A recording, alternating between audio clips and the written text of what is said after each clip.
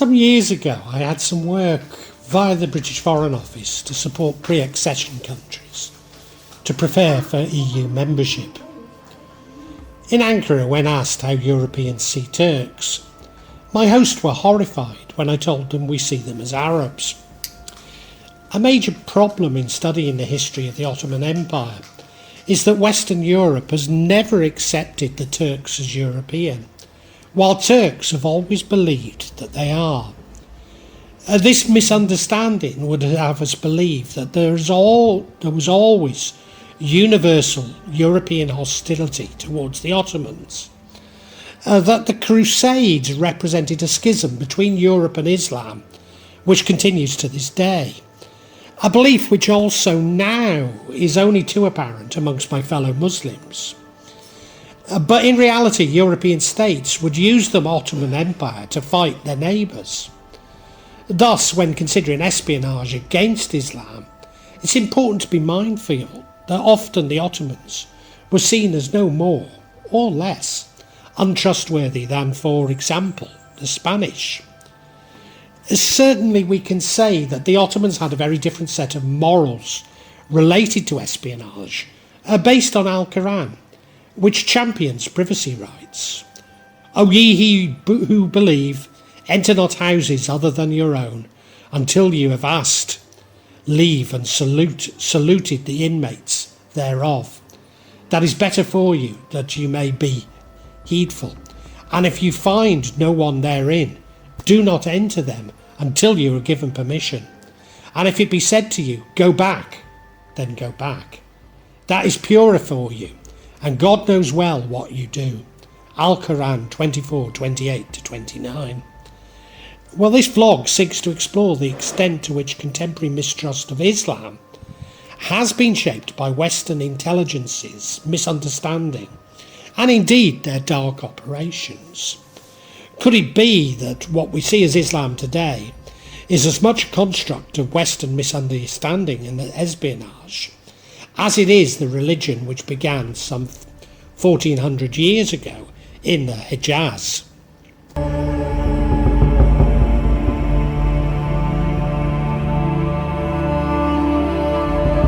With the conquest of new lands and new population, animals, tools, technologies, know-how and institutions, the Ottoman state incorporated these resources, organised and recorded them, so that by 15th and 16th centuries the Ottoman Empire kept effective records about its populations.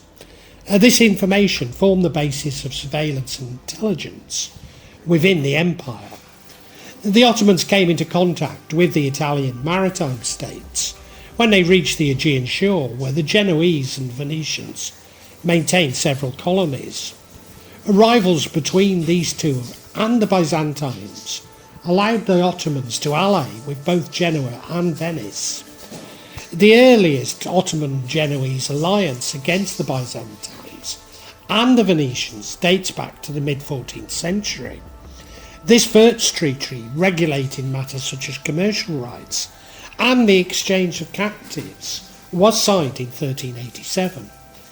The Venetians were the first state to establish permanent diplomatic relations with the Ottoman Empire.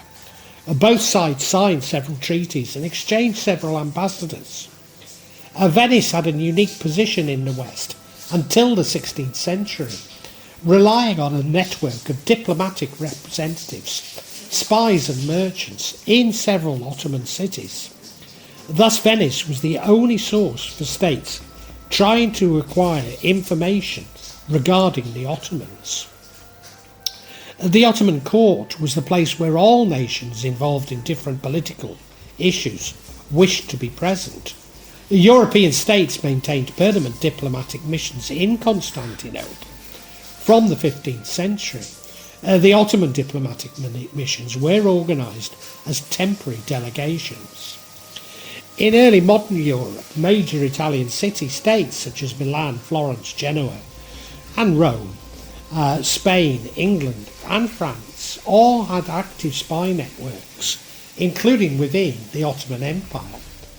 Under Murad IV, 1623 to 1640, spies are mentioned, both in the context of his successful war against the Safavid Persians and in the context of his efforts to exert internal control. However, there is limited evidence of Ottoman attention being given to European countries, although some agents will almost certainly have been active in Spain and Venice.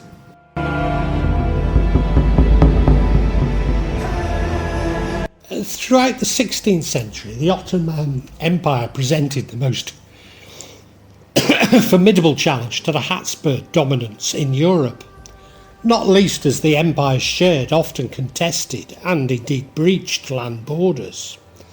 Nevertheless, even Ottoman gains in the Balkans and Eastern Europe were most often a part of local rivalries as brute force by the Ottomans. The Hapsburgs tried to institutionalise and standardise their secret services through bureaucratisation and centralisation, though the effect of such efforts remained rather limited in the Levant. There is evidence of the Hapsburgs paying janissaries for information and placing male lovers, known as Amrad, with Ottoman officials. Contrary to modern belief, homosexuality was very much a part of the Ottoman society, and indeed, like the Bible, Al-Quran is somewhat contradictory on its practice, whatever you might have been told. Whilst the Ottomans maintained their long-standing decentralised approach and delegated the responsibility of gathering information to pashas and court favourites who established their own intelligence networks. Thus these networks served their masters' interests rather than that of the state.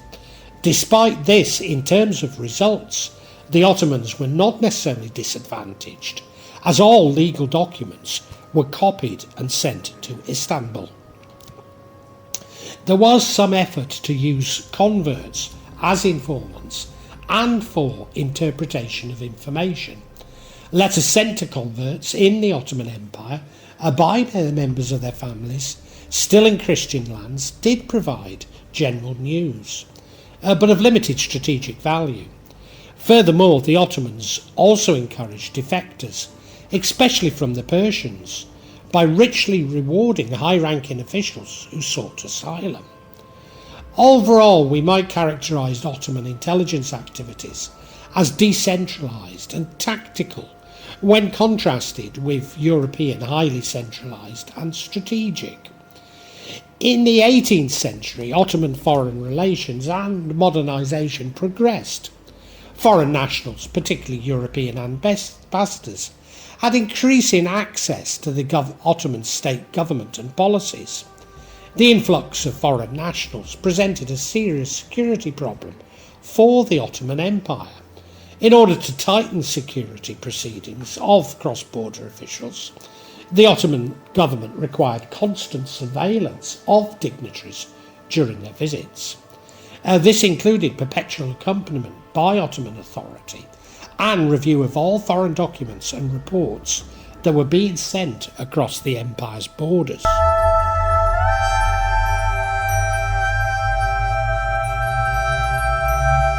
In 1774, the Kujuk-Kanaka Treaty between Russia and the Ottoman Empire followed from Russia obtaining a foothold on the shores of the Black Sea.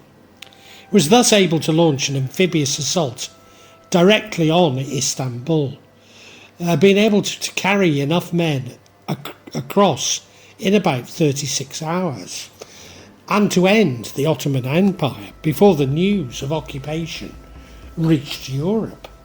This would have been a tragedy not only for the Ottomans, but also for all of Europe, as it would gravely risk the destabilisation of the power balance amongst the major European empires. The first attempt at diplomatic reciprocity from 1793 by establishing a permanent embassy, first in London. But this was interrupted in 1821 when, with the outbreak of the Greek War of Independence, the Ottoman government decided to close down its permanent missions, which were all headed by its Greek diplomats. Permanent embassies were re-established first in Paris and London in 1834, then in Vienna 1835 and Tehran 1849, followed by others in Europe. By the 19th century, corruption became evident due to the increased surveillance and caused a variety of issues for the empire's stability. In the 1830s, Egypt's defeat of Ottoman armies led Britain, France, Russia and Austria to begin debating the Eastern question, meaning how to end the Ottoman Empire and partition of its lands. The Paris Treaty of 1856 recognised the Ottoman state as subject to international law and ultimately to the formal legalisation of homosexuality. It allowed the Ottoman government to operate within a European frame of reference in establishing diplomatic relations and mutually binding treaties, etc. The rise of pan-Islamism in the latter half of the 19th century worried Britain that the disturbances amongst British Muslims, co-religionists anywhere else in the world could easily, at least in Britain's imagination, translate into uprisings and rebellions in valuable imperial possessions in India and now Egypt. Thus Britain's intelligence became interested in the impact of the Hajj pilgrimage on Muslims from its empire. By the end of the 19th century, the first purely military intelligence organisations in the modern sense emerged, not least in part due to the importance of the telegram in supporting espionage.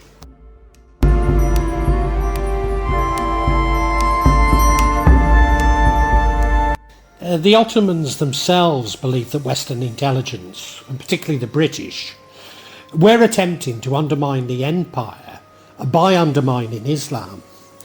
Memoirs of Mr. Hempfer, the British Spy of the Middle East, or Confessions of a British Spy, is purported to be an account of an 18th century British agent. It argues that Yemeni Jew Abdullah bin Sebeh established Shia and was an attempt to divide Islam itself, although much of this is disputed. The Ottomans also believed that British intelligence were behind the creation and spread of Wahhabism. When the unity of the Muslims is broken and the common sympathy amongst them is impaired, their forces will be resolved, and thus we shall easily destroy them. We, the English people, have to make mischief and arouse schism in all our colonies in order that we may live in welfare and luxury. Thus splitting Islam between Shias, Wahhabis and mainstream Sunnis. Hempner, also known as Sheikh Mohammed, describes his instrumental role in founding Wahhabism as part of a conspiracy to corrupt Islam. Indeed, within the book, Hempner claims to have received the following orders. "O Hempfer, your next mission is comprised of these two tasks. One, to discover the Muslims' weak points, and the points through which we can enter their bodies and separate their joints. Indeed, this is the very way to beat the enemy. Two, the moment you have detected the points and done what I have told you to, in other words, when you manage to sow discords amongst the Muslims and set them at loggerheads with one another, you will be the most successful agent and earn a medal from the ministry." Whilst it may well be an Ottoman fabrication, and certainly it has little credibility, it does seem to hint at a British intelligence strategy to divide Islam, undermining the Ottoman Empire. In particular, the major impact of the loss of the holy cities of Mecca and Medina would have on the credibility of the Ottoman cause. Given the effectiveness of Ottoman counterintelligence, despite a lack of formal spy network, it'd be wrong to reject these accusations out of hand.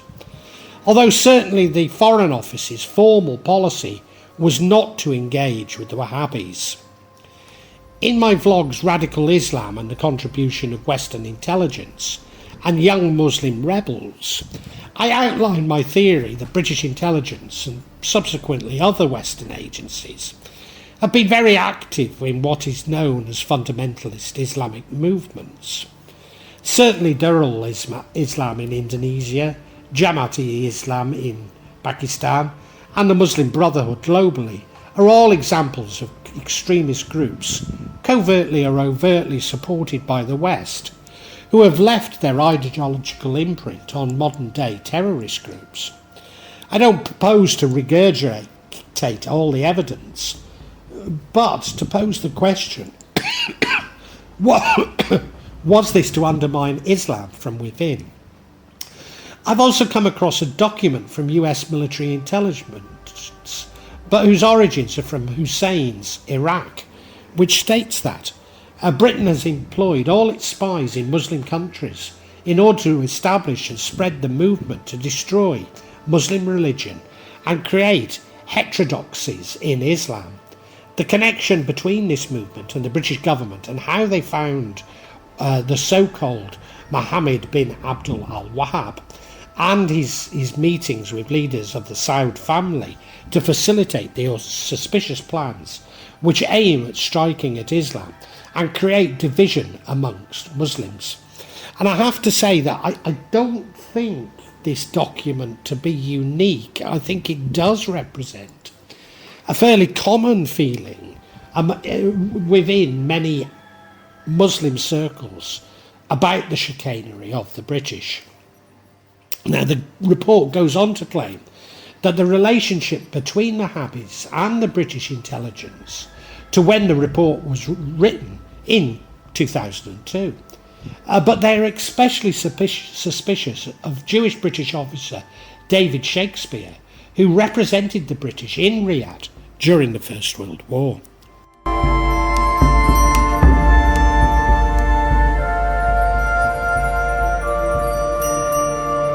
Within Memoirs of Mr. Hempner, The British Spy to the Middle East, or Confessions of a British Spy, he outlines how he sets about corrupting Islam, including suggesting that alcohol is haram when it had been widely drunk during some caliphates. Praying 5 times a day was obligatory, when its true purpose was simply to remember Allah. Spreading false accusations against Muslim scholars, suggesting that Islam treats women badly, induce such chauvinistic devotions as racism and nationalisms amongst Muslims so as to retract their attention towards their pre-Islamic heroisms, insert heresies into Muslims' tenets and then accuse Islam for being a religion of terror, say that all shrines must be destroyed, demolished to the ground, that they did not exist in the Prophet's time. In addition, deter Muslims from visiting the graves of prophets, caliphs and pious Muslims, raising doubts about visiting graves. To allege that the shrines, domes and sacred places in Muslim countries are idols and polytheistic social environments and must therefore be demolished. It also outlines how he set the Wahhabis against the Shias in action which has had disastrous consequences to this day. Whilst clearly a fabrication, does this not outline a perfect strategy to undermine Islam from within? Indeed, at times it seems uncannily mimic the Protestant Christian Reformation. I'm certainly not suggesting that there was a united British strategy to implement this, but the evidence of some parts of British intelligence pursuing parts as a tactic keep cropping up even today.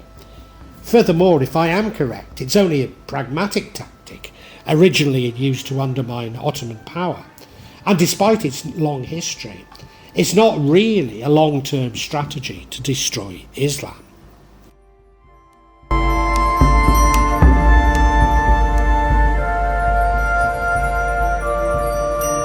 A 1906 border incident between Egypt and Turkey marked turning points in Anglo-Ottoman relations and British intelligence efforts. Intelligence began to focus on railways, especially the divisive Hejaz Railway, that threatened British commercial position, on the disposition of the Arab tribes who might revolt against the Turkish authority, on the state of the Turkish army, and on the extent of European activity in Turkey. In Syria and Egypt, a secret society called Al-Irwa al-Wuthqa followed the teachings of Jamal al-Din al-Afghani and Mohammed Abdul. In the late 19th century, the pair produced a journal with the same name. After publication ceased, Al-Irwa al-Wuthqa continued to teach that the prestige of Islam could only be rescued by the rebirth of the Arab nation. The movement strove to reconcile Islam and the Arab nation with modernity. It was deeply resentful of British control over Egypt and the Ottoman Empire's weakness in the face of Western powers. Pan-Islam, sometimes featuring Salafist undertones, grew in popularity in the Levant from the 19th century through the First World War. Between 1915 and 1924, fear of a pan-Islamic menace significantly affected British strategic and imperial policy. General Francis Reginald Wingate, 1st Baronet, GBC, GCVO, GBE, KCMG, DSO, TD and DL. I'm laughing at DSO, you know, I don't know if you know what we in England nicknamed the DSO, but you can guess what the D is, but it's shot off. Anyway, that's why I was laughing. And he lived from the 25th of June 1861 to 29th of January 1953, was a British general and administrator in Egypt and Sudan. He believed that Arab nationalism would conform to the broader political principles for which Great Britain was fighting, but would also wean Sunni Islam from the pan-Islam of the Ottomans. Thus, in April 1915, the Foreign Office cabled Henry McMahon, High Commissioner in Egypt, saying, "His Majesty's government consider the question of the Caliphate is one which must be decided by the Mohammedans themselves without interference of non-Mohammedan powers.